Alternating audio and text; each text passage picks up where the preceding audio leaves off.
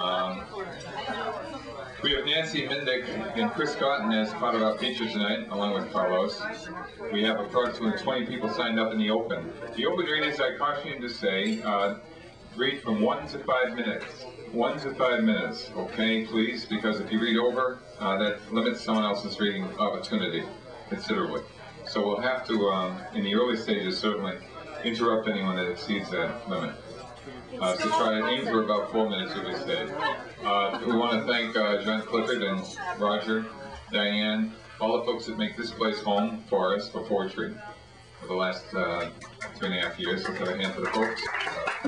And to Bloom for doing what you do, giving us individual context, and for our photographer and dues collector, Julie Stone. She'll be passing among you later to take the $2 cover, which is split between the house and the features. At this time, it's my pleasure to introduce our announcer for the first set, Daniel Stern.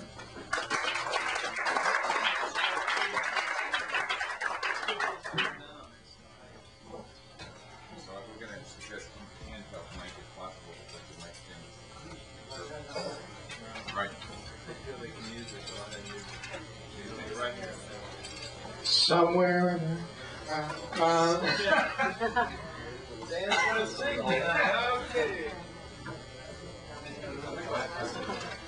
Where am I? Oh yes, back in Charlie's Town. Okay, we're going to launch ourselves right into the first open reader, who is Tom Butler.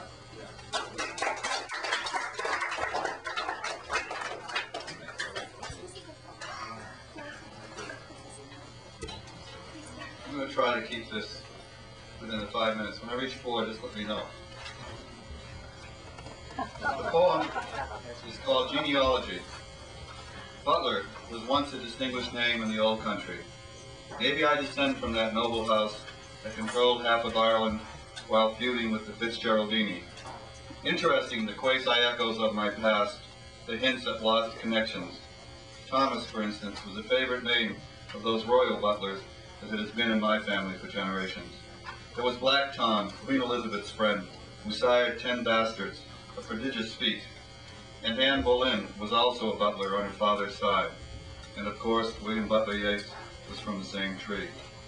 My father had a noble Yeatsian face, the same long jaw.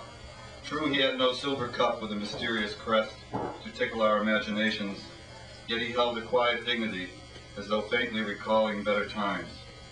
He had a proud, upright walk. You'd never know to see him.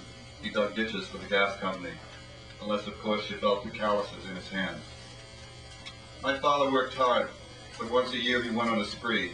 That's the only word for it, a spree. A roller coaster ride, with all of us hanging on for dear life, wondering if, how, and when he would stop drinking this time. When he did, miraculously, Ma would nurse him back to health, feeding him chicken soup until he could get a real meal down. My mother had a great mind. She could recite Shakespeare line after line, quoting the appropriate verses for any occasion. She was always on top of things that way. My brother and I hated it when she recited Gray's Elegy. The paths of glory lead but to the grave was not for our young ears. She could also handle math problems that stumped us kids and read teacups for lovelorn old ladies. You'll be getting a letter soon from a handsome stranger. Her maiden name was O'Donovan, a true Gaelic name, unlike the Butlers, who were Normans, coming over with the strongbow. Butlers went off in the Crusades. It's on our coat of arms. There's a scaling ladder in the lower left quadrant, earned for climbing the walls of Jerusalem. You can be sure no butler was first up the ladder. We are more romantic than bellicose, although we can fight. Comes your truth, as I find it, is the motto on our shield. A splendid slogan, a world of common sense, a world's time of sense. If you ran Ireland to the Queen or King, knowing how far Kilkenny was from Windsor Castle, and how devious English courtiers are, you had to be ready for anything. So comes your truth. We took the wrong side in the War of the Roses.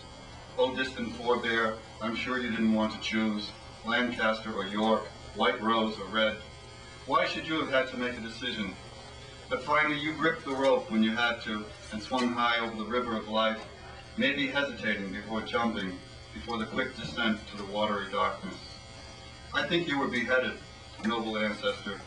or perhaps you resurfaced later in me. Finding the filthy water of the Charles, the weeds, the broken glass, quite entertaining after what you'd been through.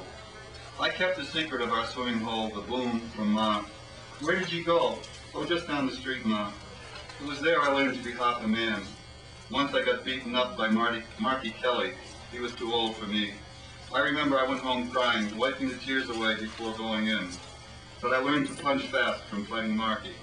He prepared me for Elmer from Lower Falls, and for some muscular farmer's boy from Digby. Two glorious fights that ended in someone else's tears. I was proud, but I was also ashamed. Those ancient butlers, the so-called Ormond butlers, lived in a great castle in Kilkenny, while we moved from Crummy Flat to Crummy Flat. Those ancient butlers gave the newly crowned English king his first ceremonial cup, while we kids listened to my father in the near DTs crying for a drink.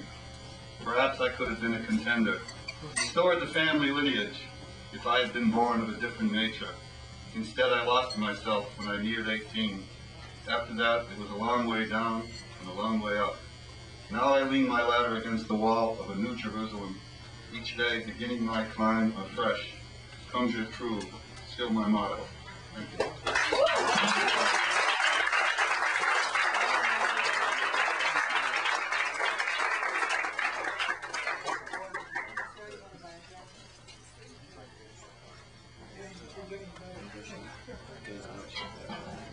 Brilliant scope in that poem.